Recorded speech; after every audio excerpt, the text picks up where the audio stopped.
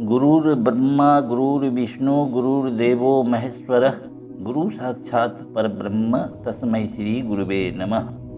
आज का विषय है भक्त कौन बन सकता है। बंधु, आप सबों को हार्दिक स्वागत है। कर्ता जो करने वाला है, जिसे हम कहते हैं कि उसने काम किया है, मात्र एक कारक है। कोई भी काम हो, उसे न तो आदमी करता है और न भगवान। जब कोई नहीं करता है तो काम होता कैसे है। किसी काम को संपन्न होने के 3 कारक हैं। जब तक ये तीनों कारक नहीं मिलते, तब तक कोई भी काम संपन्न नहीं होता। ये तीनों कारक हैं कर्ता, कारण और काल। जब तक इन तीनों का संयोग नहीं होता, कोई भी काम नहीं होता। मान लिया कि कर्ता अर्थात माध्यम, जिसके सिरे काम होना है, उपस्थित है, और कारण अर्थात जिस उद्देश्य से काम होना है, वह भी उपस्थित है। लेकिन काल अर्थात उपयुक्त समय नहीं है तो काम नहीं हो सकता है। उसी प्रकार कर्ता और काल है लेकिन कारण नहीं है तो काम नहीं हो सकता है। फिर यदि कारण और काल है लेकिन कर्ता नहीं है तो काम नहीं हो सकता है। कहने का मतलब कि किसी काम के होने के लिए तीनों कारक का संयोग जरूरी है। अगर तीनों का संयोग मिल जाता है तो कोई भी काम संपन्न हो जाता है, चाहे वह अच्छा काम हो या बुरा काम हो।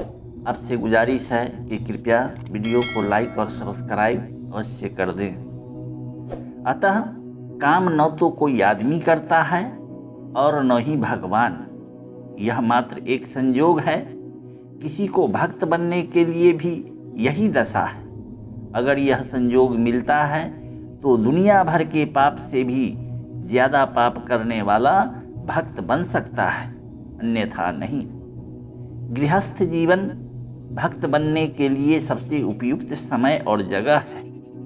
कोई जरूरी नहीं है कि घर बार छोड़कर ही भक्त बने। असली भक्ति तो घर बार में रहते हुए, परिवार और समाज की सेवा करते हुए ही हो सकती है।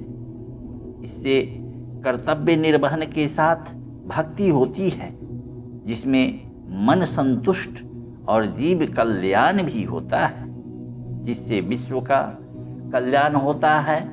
भक्ति के नाम पर घर बार छोड़ देने से न तो मन संतुष्ट रहता है और न परिवार एवं समाज, किसी का कल्याण नहीं होता। भक्ति का मतलब ही होता है मन का संयत और नियत होना।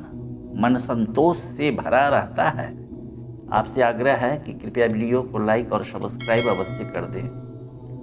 मन को समत्व की स्थिति में रखना, जो कि गृहस्थ जीवन में ही संभव है, इससे अलग होकर मन उधेर बुन में पड़ जाता है और असंतोष की भारी व्यथा से भक्ति प्रभावित हो जाती है। भक्त होने के लिए उसमें भाव का होना जरूरी है, क्योंकि बिना भाव के भक्ति नहीं हो सकती है। ये भाव भी 2 प्रकार के होते हैं, एक अनुभाव और दूसरा विरोधाभाव। अनुभाव में भक्त अपने इष्ट देव का अनुसरण करते हैं, जबकि विरोधाभाव में भक्त अपने इष्ट देव का विरोध करते हैं। इष्ट देव दोनों में ही वही होते हैं, लेकिन याद करने का तरीका दोनों में अलग अलग होता है। दोनों ही भाव में भगवान की प्राप्ति होती है। तुलसीदास को यदि राम मिले तो रावण को भी राम मिले। अर्जुन को यदि कृष्ण मिले तो कंस को भी कृष्ण मिले।